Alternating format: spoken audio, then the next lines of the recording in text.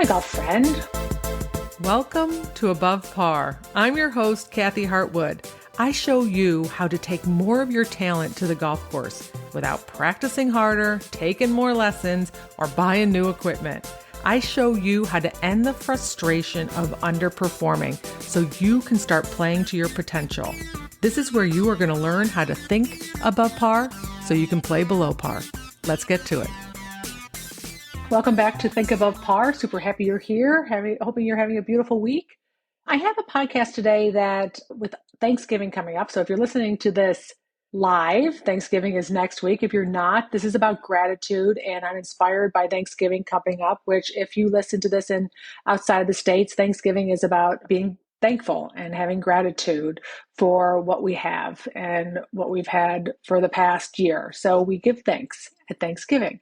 So I wanted to talk about, and I thought it was a great opportunity to talk about gratitude and how that plays a role not only in your life, but in your golf life too.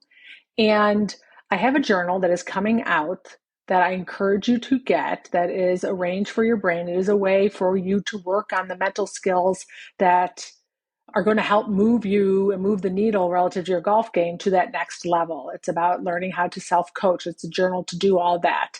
And that's going to be available for anybody very soon, hopefully before Christmas. And I'll have some links that you can pre-order that.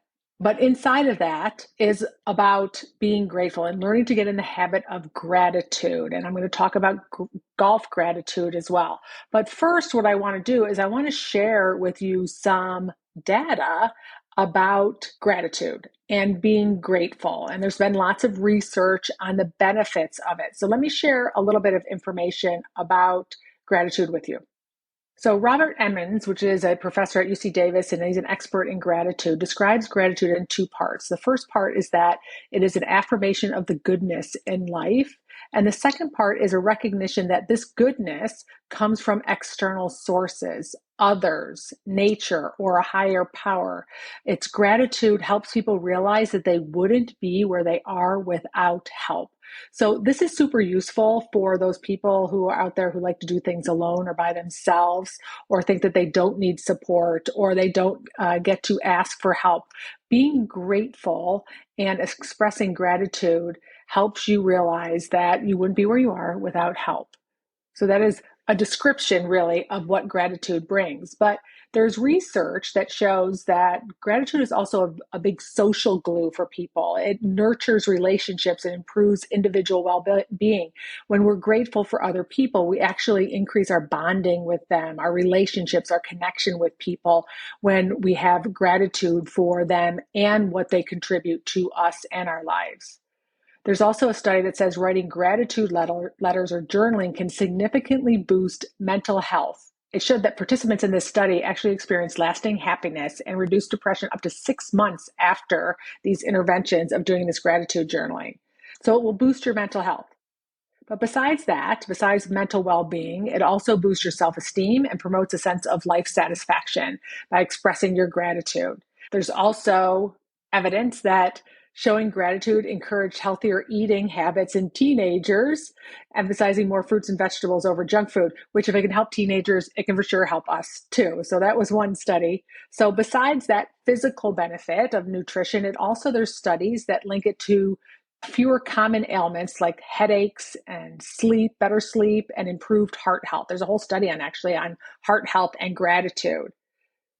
There's also a study that encourages people to list three things that you're grateful for, 3 daily positive things. And that helped build a positive recall bias, which ultimately strengthened their optimism and their resilience over time. So you're able to recall things in your life more readily if you practice the habit of coming up with 3 good things or 3 things to be grateful for, which is one of the things that I have inside my journal, is finding 3 things to be grateful for on a daily basis and get in the habit of doing that. I'm going to tell you, when I first started doing gratitude, I had a hard time coming up with anything to be grateful for. And a lot of times my dog Stella made the list like every day. I was super grateful for Stella. So there's moments when we get a little bit down, and as I call it, in the basement, so to speak, when we're having a hard time struggling with finding anything to be grateful about. This happens because, as I talk about the different places of our nervous system being when we're in the basement, so to speak, when we're feeling low and a little sad and depressed, not literal basement, but when we're feeling down, when we're there, all we seem to think or be able to come up with are more negative thoughts. It's very challenging for us to come up with, positive thoughts like things are going to be okay or things are working out. That's why it's really hard often when you have someone who's just really being down in the dumps to give them positive encouragement and to help them come back out of it, right? Because they're just not open to seeing it.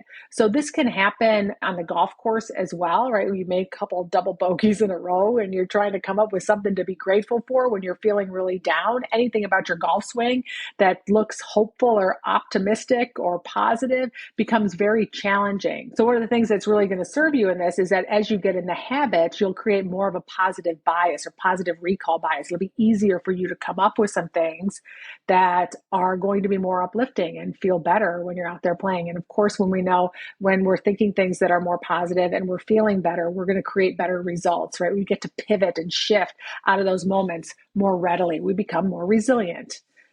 So in one of Robert Emmons' books called The Gratitude Project, he talks about how gratitude doesn't really eliminate negativity, but what it does is it offers perspective and resilience. It magnifies positive feelings and helps people navigate challenges more effectively, which we definitely need when we're on the golf course, not to mention in our day-to-day life. Another thing that gratitude does is it helps build our relationships, not only with our social circle, but with our family and people who are close to us when we get in the habit of practicing gratitude. Okay, so those are some of the real world, factual, research based reasons on why to practice gratitude. And what I want to share with you today are some ways to practice gratitude relative to the game of golf. So practice it on your off course life, practice it for sure on Thanksgiving. I want you to listen to this podcast if you're listening in real time and really have a week to think about it before you get to that holiday where we might be with some people who are a little bit more challenging than other people and our families get together. We get to get in the habit already of practicing gratitude and finding some things to be grateful for. Okay, so let's talk a little bit about golf gratitude and how you're going to use this for golf and how it's going to enhance your experience and help you pivot when you're out on the golf course. So in the journal, in my Range for Your Brain journal, I encourage you to come up with 3 things to be grateful for every day. Find 3 things that you're either proud of or grateful for. And this is what I share. Gratitude isn't just a feel-good practice. It's a game changer for your golf performance. When you take a moment to reflect on what you're grateful for, you shift your focus away from stress, frustration, and anxiety, key emotions in golf that can sabotage your swing. When you intentionally focus on what you're thankful for, you calm the part of your brain that triggers anxiety and doubt. It's impossible to be grateful and anxious at the same time. Gratitude helps keep your mind calm, clear, and centered, which translates directly into more confident shots and better decision making on the golf course. Okay, so here are some things from the journal that I have that I want to share with you that are prompts to help you start the practice of being grateful. So one of the things for golf, and one of the things that I suggest is that just like when you come up with some thoughts to have on the golf course that you like to hear yourself say, those are a lot of times catty phrases that I say or power phrases for you to help remind yourself to stay on point. A lot of times they're things that you might say to your friend if you needed words of encouragement. The reason I use that as an example is because when you come up with things to say to your friend, they're usually things that you like to hear yourself. So that's usually a good way of finding those phrases. I encourage you to write them down on an index card or an extra scorecard. And the reason is so that it doesn't crinkle and make noise and it doesn't disintegrate in your golf bag. It's going to be there. It's going to be easy access for you to tap into when you're in the basement. So you have those thoughts readily for you to see to help bring you back out and help you mentally pivot on the golf course. So finding those things that you're grateful for is a great intention to set for the day. And here's some ideas on how to come up with some. So one of the questions you want to ask yourself, what are 3 things you're grateful for in your golf game today? And think beyond the scorecard. So if you made a 6 or you made an 8, it's hard to be grateful for your score or that number. It could be that you're driving it perfectly that day. It could be the camaraderie with your playing partners. or even just the chance to play golf. Gratitude will keep you focused on what's working that day instead of dwelling on like a missed putt or a missed bunker shot or a missed chip. So before you start a round or while you're on the golf course in the middle of playing and you're having a moment, focus on or think about three things that you could be grateful for relative to your game of golf. So for instance, you might have been hitting 5 fairways out of 14 fairways for the last 8 rounds, and you've already hit 7 fairways that day, right? That's something that you could be grateful for.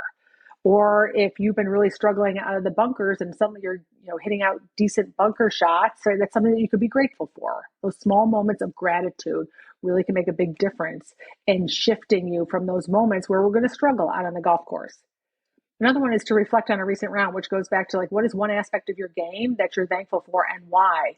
So it could be you being resilient after a tough hole, or simply enjoying the fresh air, or acknowledging the moments that you can keep your mindset positive and you can reduce your anxiety. So what part of the mental aspect of golf are you grateful for? Are there times when people used to bother you and now they don't bother you so much? Are there times when the mower would go by or the people were watching you and you're not as distracted? Do you find that you have a tendency to get anxious over certain shots and you're finding yourself less anxious? Or you're managing your anger so much differently than you used to before, and it's having a good impact on your golf game? Those are moments that you can be grateful for, especially when you're out there playing golf. Another one is, who are the people you're thankful for in your golf journey? So it could be your coach, it could be a friend, it could be people who you play with all the time, it could be someone who really supports you, it could even be a competitor, somebody who pushes you to become a better version of yourself, that helps you play your best golf. It could be a super annoying person that helps you manage your mind. Like, I'm playing with this person who annoys the crap out of me, who talks too much, and I'm so grateful that they're in my group today because I get to learn how to mentally pivot. I get to learn how to be more mentally resilient. I get to watch and witness my brain and get really self-aware about why the heck they bug me. And I'm going to learn to give people grace and give them space. And I'm so grateful that I get paired for this person today. Right? Like, how big of a pivot would that be for some of you if you could be grateful for those annoying people that you get a chance and an opportunity to play golf with? That would shift your whole experience on the golf course, right? Instead of that person being in your kitchen all day long, you get to sit there and say, thank you for talking too much. Thank you for being so annoying. I get to learn how to pivot. It is such a game changer for yourself and your golf game when you take an opportunity to go out and look at the different things that we get to be grateful for and get in the habit of doing that day in and day out. So I encourage you to start finding 3 things in your day-to-day life, whether you're playing golf or not playing golf, to be grateful for. And then before you go and play golf, get in the habit of finding things to be grateful for before you even tee off, right? Because I promise you, you might start the first hole and go, oh my gosh, I'm so happy to be playing this golf course. I'm so happy to be with my friend playing it. This is going to be such a great day. I'm so happy that the weather is perfect and I have an opportunity to do this. And then you're going to triple bogey the second hole and you're going to be like, screw this day, right? Like, I hate everybody and everything. And you'll forget all the reasons that you were grateful for being there in the first place. And when you have it and you've written it down and you've stuck it in your golf bag or you've written it down in your journal, you get to tap into that quicker. You get to use that as a way to pivot so that you don't stay in a place that doesn't serve you emotionally and for your golf game. All right, my friends, practice gratitude. And I just want to share how grateful I am that you are here, that you are listening to my podcast, that you're sharing it with other people. I really appreciate all the feedback. I appreciate you listening. And I appreciate you working on the mental part of your game, because not only will it serve you, but it'll also serve those people that you live with and that you communicate with and that you deal with on a daily basis. And because of that, you just made your little community and your world brighter. So I am very grateful for you. Thank you, my friends. Have a beautiful week. And I'll talk to you next Wednesday. Bye.